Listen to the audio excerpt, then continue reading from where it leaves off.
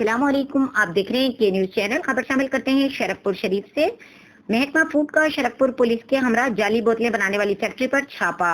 भारी मकदार में तैयार की जाने वाली जाली को पेप्सी, ड्यू, मरिंडा वगैरह की बोतलें बरामद। मुजम्मिल जहांगीर नामी शख्स ने ढामके के करीब जाली बोतलें तैयार करने वाली फैक्ट्री बना रखी थी। मजीद जानते हैं हमारे ब्यूरो चीफ ताहिर खान की इस रिपोर्ट में।